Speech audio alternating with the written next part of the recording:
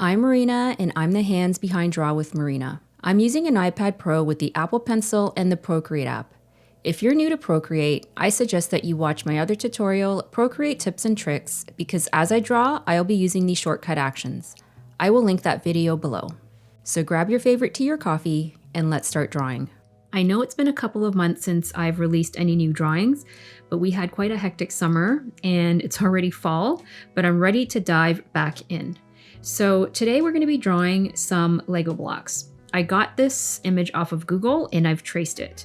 If you want to know how to trace it, I'm going to link that video below so you can go and trace your Lego blocks first, and then you can come back here and then we can start coloring. So with regards to layers, I have 2 layers so far. One is the image and one is my trace. So what I'm going to do next is hit the plus sign for a new layer. And this one I'm going to put underneath my sketch. And my sketch is mainly a guide, so I'm going to decrease that opacity just by clicking on the N and bringing that opacity way down. So with my new layer, let's start on the red first. I'm just going to be grabbing the shade that's kind of the lightest over here. I'm going to grab a monoline brush. And if you notice, Procreate did a huge update. The brush panel looks way more organized. And I'm just going to draw each side. Now, if you want straight lines, just hold the Apple Pencil and don't let go. And you can see that your lines are really straight. And I go over all of this in my video 40 Procreate Tips and Tricks, which I will also link below. So once I've closed off that rectangle, I'm just going to color drop it like that. Now with each side, I'm going to do a new layer. So let's hit the plus sign again. And for this bottom layer, I'm just going to select a red right down here.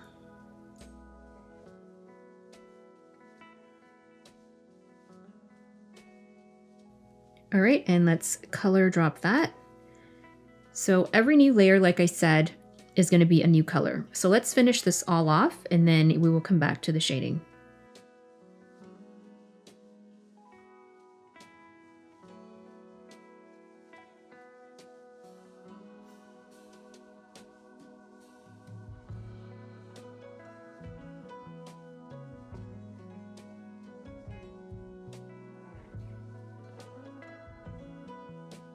And I just want to show you something.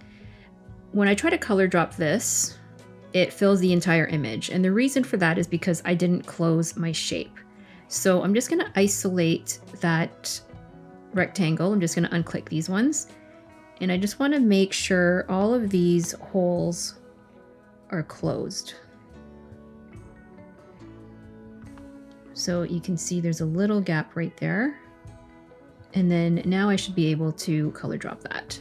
So let's go over to the yellow, and because it's behind the red, we're going to put a layer underneath all of that. And if it helps, you can increase your brush size just a little bit.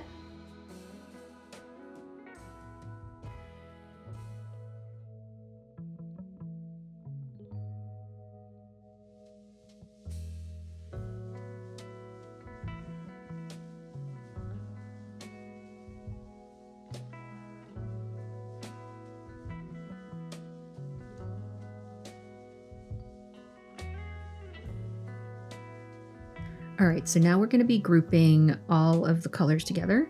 So to group, we're going to swipe right and then hit group. And with this new group, I'm going to rename this to red.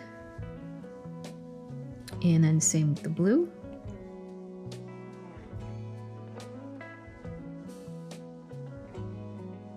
And then we just want to make sure that the red is on top. And then blue is next. And then yellow is at the bottom. Now the reason we have all of the sides in different layers is because when we do our shadows, it's easier to color them separately rather than them all being linked together, and then you're gonna have to make sure you don't go over to the sides. And you'll see what I mean when we do it. So next we're gonna start shading the top, and if you notice on the actual image, you see that it's kind of darker up here. So first we want to find out where the light source is, and I'm just thinking that the light source is probably right about here. So it's kind of casting a shadow over there, and obviously because the red is over the blue, there's going to be some shadowing over here, as well as shadowing right by the circles.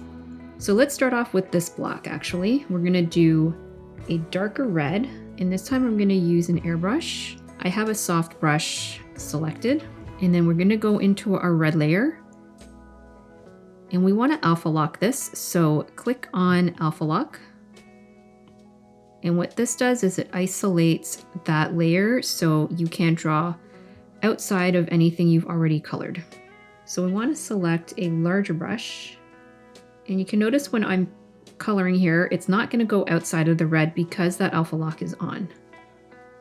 So I'm very, very lightly putting a darker color.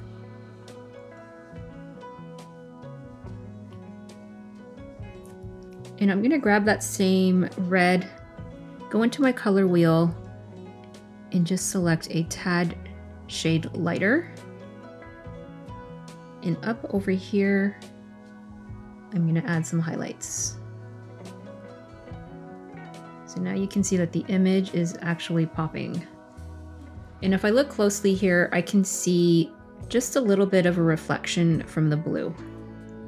And how you can see that is you can see these little spikes of shadow. They kind of look like very rough triangles or very blurry triangles. So we're going to do that as well. So I'm going to grab that darker shade. In fact, I'm going to do a little bit darker. I'm just going to do a very light triangle shape here.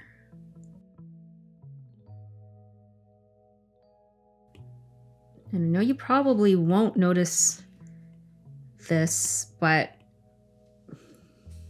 just little subtleties like that will make your image look more realistic. And I'm just going to use my blending brush. Make sure that's also at an airbrush. And just blur that all together. Okay, so now we're going to go on to this side and do the same thing. I'm going to grab a darker shade of red. And we also want to make sure that this is alpha lock.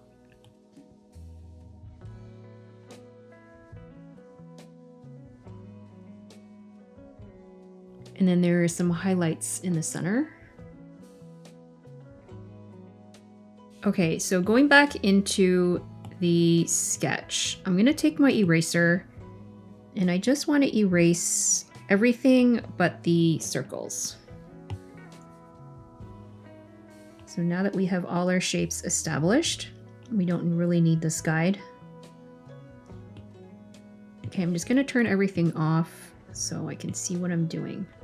So we're just erasing the lines.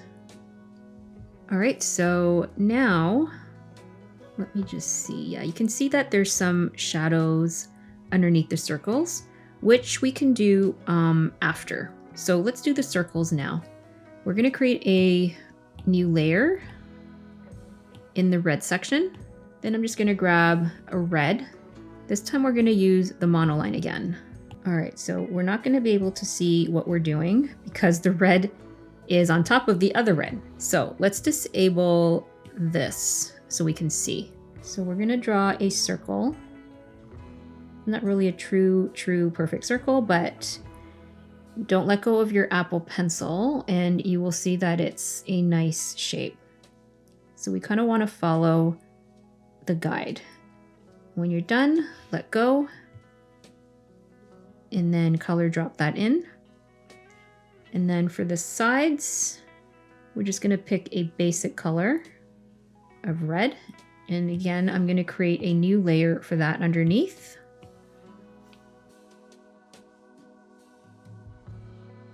Oh, I want to make sure I close that. And then color drop. Okay, so with this, let's do some highlights. So we're going to alpha lock both layers. Grab our airbrush, and then we're going to grab some highlights from here. But first, actually, I'm going to erase that guide. We'll do some highlights over here. We don't want to make it too puffy actually, because if we put a lot of highlights, it's going to kind of look like a button. We want to do a thin stroke to make it look flat.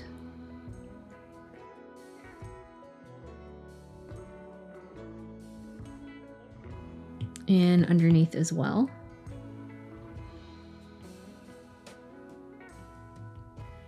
And then down over here, we have some shadowing.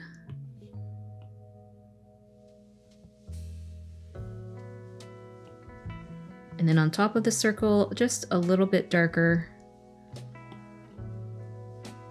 All right, let's put that red back on.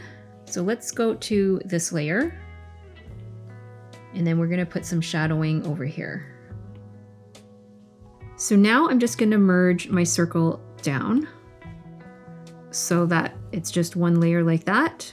And the fun part now is just duplicating. So swipe left and hit duplicate. And we're gonna duplicate it over here. And then merge down. So I have two circles now like that. Swipe left and duplicate. And duplicate one more time. And then we can go back into our sketch and then delete our lines. And then we can merge all of these circles together. So now it looks like that. And then we're gonna go into the base layer and then continue with the shading.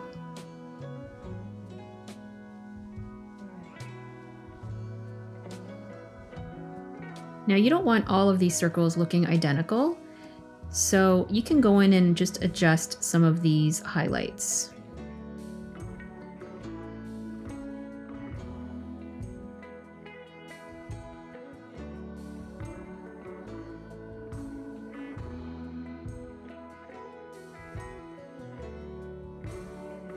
All right, so now we're going to do the same thing with the blue and the yellow.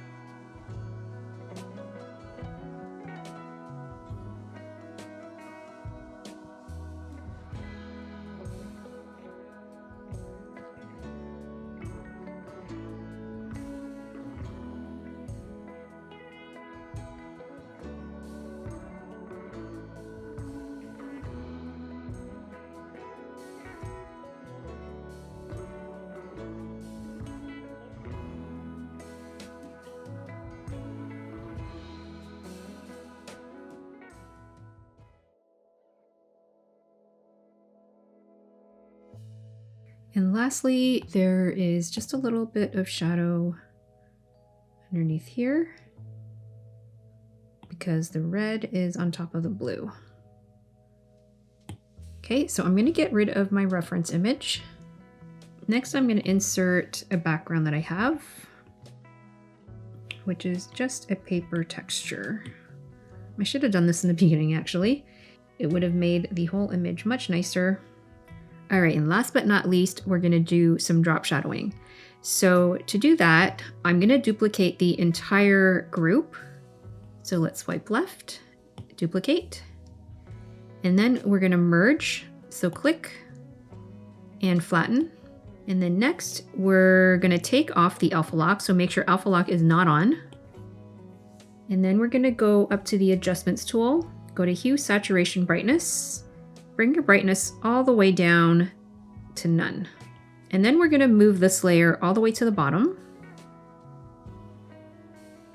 We're gonna hit the N, And we're just gonna bring the opacity down. Now you can't see it right now, it's just in the background. I'm gonna do 60%. And then we're gonna go back into the adjustments and then go to Gaussian blur. And then you can see right now it's at 0. I'm just gonna move my pencil over and then you can see this blue line go up. And now you can see it at the back. So here's the drop shadow and that looks very 1980s. We're not gonna do that. We're gonna kind of make it look like it's 3D. So then we're gonna go into this arrow tool up here, go into distort, and then we're gonna bring that down like that. We kind of wanna line up some of the points here, and obviously this isn't gonna line up over here, so we kind of have to adjust.